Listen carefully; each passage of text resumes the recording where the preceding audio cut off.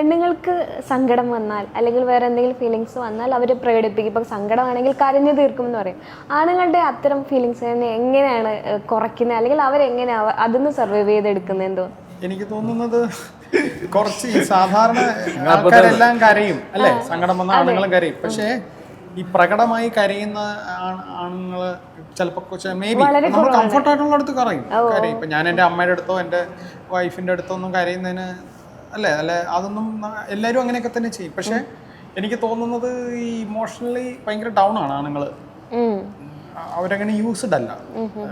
വലിയ വലിയ പ്രശ്നങ്ങൾ അല്ലെങ്കിൽ എല്ലാത്തിനെയും നേരിടേണ്ടവരാണ്, എല്ലാത്തിനെയും തരണം ചെയ്യേണ്ടവരാണ്. അങ്ങനെയൊക്കെയുള്ള കാര്യങ്ങൾ വീണ് പോകുന്നതായിരിക്കാം.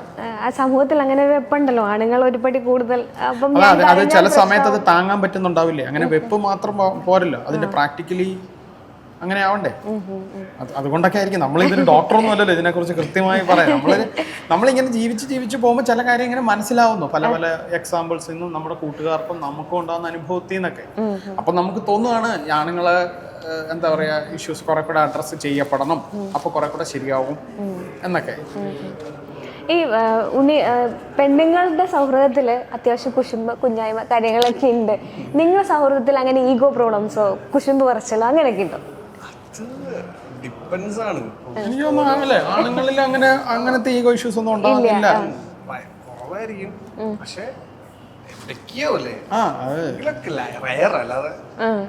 ഇതിപ്പോ സിമ്പിൾ ആയിട്ട് ഞാൻ പറയാം. എല്ലാരും പറഞ്ഞ കേട്ടില്ല, പൊതുവെ തിരുവനന്തപുരത്ത് അങ്ങനത്തെ ആൾക്കാരാണ് ഇവരിങ്ങനെ. എല്ലായിടത്തും എല്ലാ ആൾക്കാരും ഉണ്ട്. എല്ലായിടത്തും ഈഗോ ഉണ്ടെങ്കിൽ അത് എല്ലായിടത്തും ഉണ്ട് ആൾക്കാർ, അതൊന്നും മാറ്റാൻ പറ്റില്ല. പിന്നെ എന്താന്ന് വെച്ചാൽ എനിക്കൊന്ന് ആണുങ്ങളുടെ സൗഹൃദം കുറെ കൂടെ ഓപ്പൺ ആണെന്ന് തോന്നുന്നു അല്ലെ.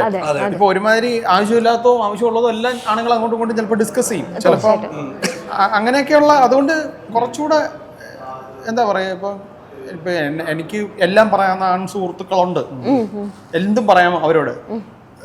അതിപ്പോ പെണ്ണുങ്ങൾക്കും കാണുമില്ലേ, നിങ്ങൾക്കില്ലേ, നിങ്ങൾക്ക് എല്ലാം ഷെയർ ഉണ്ട്. പക്ഷെ നമ്മളെ ട്രസ്റ്റ് ഇഷ്യൂ എന്ന് പറഞ്ഞിട്ടൊരു സാധനം ഭയങ്കര വലുതാണ് ഇപ്പോഴത്തെ കാലത്ത്, ഭയങ്കര റെലവെന്റ് ആയിട്ടുള്ള കാര്യമാണ്. അപ്പം അങ്ങനത്തെ ഉള്ള സിറ്റുവേഷൻ വരുമ്പോൾ ഇപ്പൊ ഞാൻ എൻ്റെ ആൺ സുഹൃത്തിനോടായിരിക്കും കൂടുതൽ കഥകൾ പറയാറ്, പെൺ സുഹൃത്തിനെ കഴിഞ്ഞും. അപ്പം അങ്ങനെ ഉണ്ടാവുമല്ലോ ഈ സൗഹൃദം വരുന്നത് തന്നെ. ഇപ്പൊ എപ്പോഴും നെഗറ്റീവ് പറയുന്ന ഒരാളെ നമുക്കൊരു പരിധി കഴിഞ്ഞാൽ നമ്മൾ തന്നെ പോവും. നമ്മൾ അല്ലെങ്കിൽ നമ്മൾ നെഗറ്റീവ് പറഞ്ഞാൽ തെറ്റാവും വരുമ്പോഴ്. അങ്ങനെ ആൾക്ക് നമ്മുടെ ഒരു ഇഷ്ടങ്ങളൊക്കെ ഉണ്ടല്ലോ, ട്രാവൽ ചെയ്യുന്ന ആൾക്കാർ ചിലപ്പോൾ പെട്ടെന്ന് അവർ ട്രാവൽ ചെയ്യുന്ന സെറ്റ് ആവും.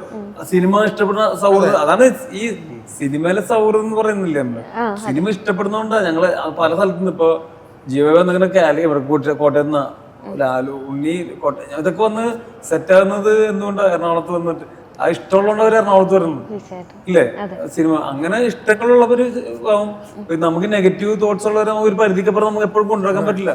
അത് ഇല്ലേ. അതെ, ഇപ്പൊ തന്നെ ഒരു ആൺ സുഹൃത്തിനോട് പറയുന്നത് എന്താ, അവനെ വിളിച്ചാൽ കുറച്ച് പോസിറ്റീവ് ആവാം അല്ലെങ്കിൽ കുറച്ച് ഹാപ്പിനെസ് കിട്ടും എന്നുള്ളതുകൊണ്ടല്ലേ. അപ്പൊ അത് തന്നെ ആൺ പെണ്ണ് വ്യത്യാസം ഇല്ലാതെ അല്ലെ, നമുക്ക് ആരെ വിളിച്ചാലാണോ കുറച്ച് സന്തോഷം ഉണ്ടാകുക അവരെ തന്നെ ആയിരിക്കും നമ്മളെപ്പോഴും ആശ്രയിക്കുക. തീർച്ചയായിട്ടും. ഈ മീശയിലേക്ക് വരികയാണെങ്കിൽ മീശ എപ്പോഴും ഒരു പൗരുഷത്തിന്റെ ഇതാണ് എന്നുള്ളത് പറയും. ഇവിടെ മീശ ഇല്ലാതെ അഭിനയിച്ച ഒരാളുള്ളൂ എന്ന് പറഞ്ഞ സ്ഥിതിക്ക് രണ്ടുപേരെ അല്ല ഇപ്പൊ കാണുമ്പോ മീശ ഉണ്ടല്ലോ, അപ്പൊ നമുക്ക് അങ്ങനെയുള്ള സംസാരിക്കാൻ പറ്റുള്ളൂ. അല്ല ഉണ്ണിയുടെ ഇതിനു മുമ്പ് മീശ ഇല്ലാതെ ഉണ്ണി അഭിനയിച്ചിട്ടുണ്ട് അല്ലെ, 1-2 പടങ്ങളെന്തോ അങ്ങനെയുണ്ട്. മീശ ഇല്ലാണ്ട് അഭിനയിക്കും. അപ്പൊ ഇത്തരം പൗരുഷന്മാര് കൂടെ നിൽക്കുമ്പോൾ മീശ ഇല്ലാണ്ട് അഭിനയിക്കും. എനിക്കെന്താ വീഴ്ചയില്ലാതെന്ന് ചോദിച്ചില്ല. അല്ല, അത് സത്യം പറഞ്ഞാൽ അങ്ങനല്ല. വേറൊരു പടം ചെയ്തുകൊണ്ടിരിക്കുന്ന സമയത്ത് ഈ പടം വന്നപ്പോൾ അപ്പൊ അതില് ആക്ച്വലി മീശ വേണമായിരുന്നു. പക്ഷെ ഈ പടം ചെയ്തുകൊണ്ടിരിക്കുമ്പോൾ അത് വന്നപ്പോൾ 2 പടത്തിലും മീശ ഇല്ലാതെ അഭിനയിക്കേണ്ട സിറ്റുവേഷൻ കൊണ്ട് മീശ ഇല്ലാതായപ്പോ, അല്ലെങ്കിൽ ഞാൻ മീശ വെച്ച് അഭിനയിക്കേണ്ട സിനിമയാണ്. അത്ര പഞ്ചില്ല, അതുകൊണ്ട്. പക്ഷെ എനിക്ക് തോന്നുന്ന ആ ക്യാരക്ടർ ഇപ്പൊ എല്ലാവർക്കും മീശയുണ്ട്, എനിക്ക് തോന്നുന്ന മീശ ഇല്ലാത്തതുകൊണ്ട് സംതിങ് ഡിഫറെന്റ് ആയി കിടക്കട്ടെ അല്ലേ. അങ്ങനെ ഡിഫറെന്റ് ആയിട്ട് അങ്ങനെ ചിന്തിച്ചു. ഇപ്പം ഇതില് പ്രധാനപ്പെട്ട ഒരു റോള് ചെയ്തതാണ് ഷൈൻ ഡോൺ ചാക്കോ. അപ്പം ഈ സൗഹൃദങ്ങളെ പറ്റിയും സങ്കടങ്ങളെ പറ്റി ചർച്ച ചെയ്യുമ്പോൾ അദ്ദേഹത്തിന്റെ ഫാദർ മരിച്ചപ്പോൾ അദ്ദേഹം കരഞ്ഞൊരു കരച്ചിലുണ്ട്, സോഷ്യൽ മീഡിയയിലൊക്കെ വൈറലായിട്ടുള്ളത്. ആ ഒരു വീഡിയോസ് അവർ കണ്ടിട്ടുണ്ടായിരുന്നു. അപ്പോൾ എന്തായിരുന്നു ശരിക്കും മനസ്സിലായി? ഞാൻ അങ്ങനെ ഷൈൻ ഡോൺ ചാക്കോ കരയുന്ന വീഡിയോ ഞാൻ കണ്ടില്ല. ഞാൻ ഷൈൻ ഡോൺ ചാക്കോ ഇപ്പോൾ അതിനുശേഷമുള്ള ഇന്റർവ്യൂ ഒക്കെ കണ്ടു. ഞാൻ ഷൈൻ ഒരു മെസ്സേജ് അയച്ചിരുന്നു, ഒന്നുമില്ല ഒരു ഹഗ് അയച്ചുള്ളൂ. എനിക്ക് അത്രേ പറയാനുള്ളൂ.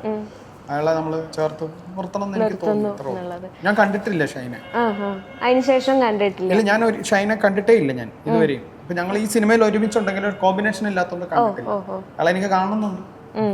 എത്രയും വിട്ട് കാണാൻ സാധിക്കട്ടെ. ഈ സിനിമയായിട്ട് ബന്ധപ്പെട്ട് ചിലപ്പോൾ കാണേണ്ടി വരും. Ultra modern kitchen devices. ഒരു കിച്ചണിൽ വേണ്ട എല്ലാ ലേറ്റസ്റ്റ് ബ്രാൻഡുകളും ഇവിടെയുണ്ട്. ലോകോത്തര ബ്രാൻഡുകൾ, original products, wide range. MyG future. പൂവ് പോലൊരു പുട്ടുണ്ടേ അജ്മിയുടെ പുട്ടും. വിളമ്പാം നല്ല വിശേഷം. അജ്മി സ്റ്റീം മെയ്ഡ് പുട്ടുപൊടി.